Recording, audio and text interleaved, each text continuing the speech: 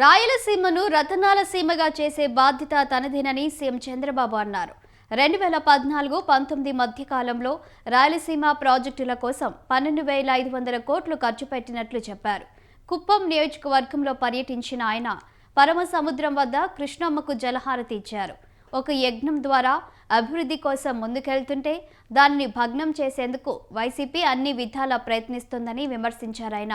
ఇక బనకచర్లపై తెలంగాణ సర్కార్ అభ్యంతరం చెప్తున్న నేపథ్యంలో నదుల అనుసంధానం ఉపయోగాన్ని తెలంగాణ నేతలు తెలుసుకోవాలని సూచించారాయన.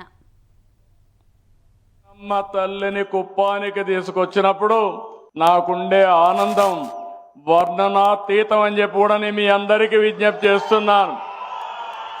738 కిలోమీటర్లు మల్యాలలో ప్రారంభమైతే ఈరోజు కుప్పం పరమ సముద్రంలో నీళ్లు తీసుకొచ్చాం.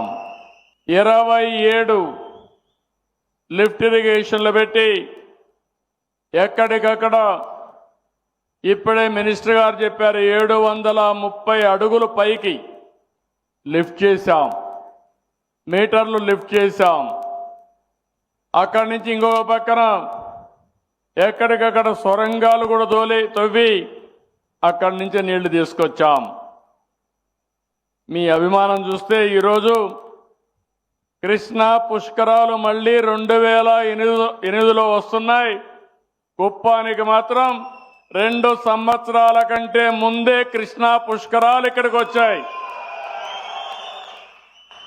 నా ఆలోచన, నా కళ ఒకటే, నేను అనునిత్యం ఆలోచించేది ఒకటే, ఈ రాష్ట్రంలో ప్రతి ఎకరాకు నీళ్లు ఇవ్వగలిగితే నా జన్మ సార్థకం అవుతుందనే ఆలోచనతో ముందుకు పోతున్నా. దీనికి ఒకటే మార్గం, నదుల అనుసంధానం జరగాలి. సముద్రం లేకపోయే నీళ్లు మన పొలాలకు గాని మళ్లించుకోగలిగితే సమస్య ఉండదు. ఈరోజు గోదావరిలో 1630 టీఎంసీ నీళ్లు సముద్రంలోకి పోయినాయి. కృష్ణా నదిలో ఇప్పటికి 600 టీఎంసీ నీళ్లు సముద్రంలోకి పోయినాయి. ఈ సముద్రం లేకపోయే నీళ్లు అటు తెలంగాణ ఇటు ఆంధ్రప్రదేశ్ 2 రాష్ట్రాలు కూడా సమర్థవంతంగా ఉపయోగించుకోగలిగితే ప్రతి ఎకరాకు నీళ్లు ఇచ్చే అవకాశం వస్తుంది.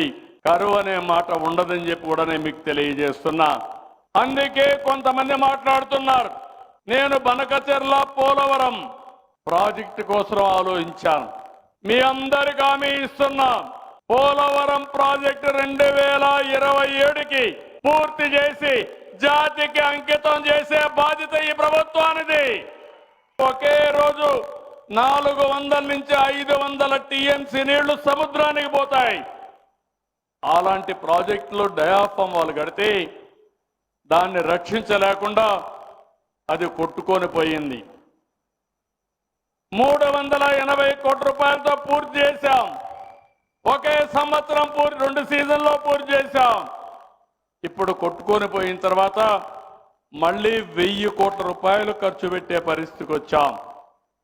కాలయాపన, ప్రయోజనాలు కూడా రాకుండా పోవడం, మళ్ళీ ఆ ప్రాజెక్ట్ని పూర్తి చేసే పరిస్థితికి వచ్చాం.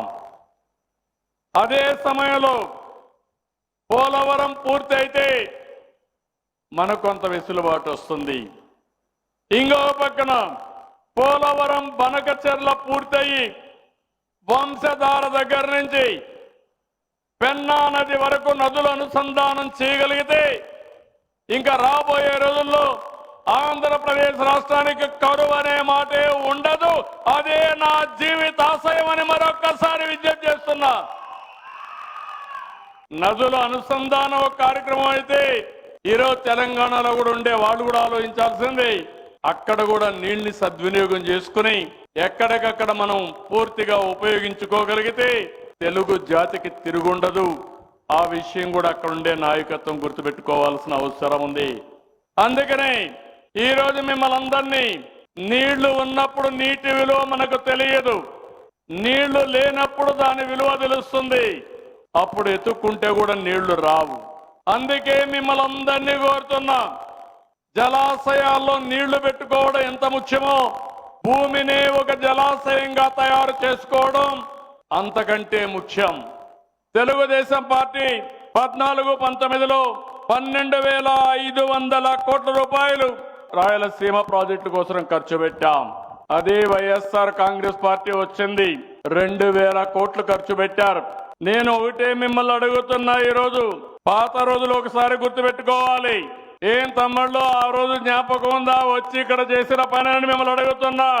సినిమాల్లో చూసాం, గేట్లతో సెట్టింగులు వేసి నీళ్లు కూడా బయట నుంచి తీసుకొచ్చి ఆ నీళ్లన్నీ కూడా వదిలిపెడితే విమానం ఎక్కే లోపల నీళ్లన్నీ ఇంకిపోయినాయి. అవునా కాదా అని మిమ్మల్ని అడుగుతున్నా. అబద్ధాలు చెప్పడంలో దిట్ట ఆ పార్టీ. అసాధ్యమైన పనుల్ని సాధ్యం చేయడం ఎన్డీఏ. అవునా కాదా అని అడుగుతున్నా.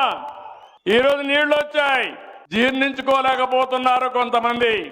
నేను ఇక్కడి నుంచి పోతానే ఇవి కూడా నీళ్లు ఆగిపోతాయని ప్రచారం మొదలు పెట్టారు. ఒకటే హెచ్చరిస్తున్నా, అది మీ యుఎస్పి, నా యుఎస్పి అది కాదు. ప్రతి చెరువుకు నీళ్లిచ్చే బాధ్యత నాది.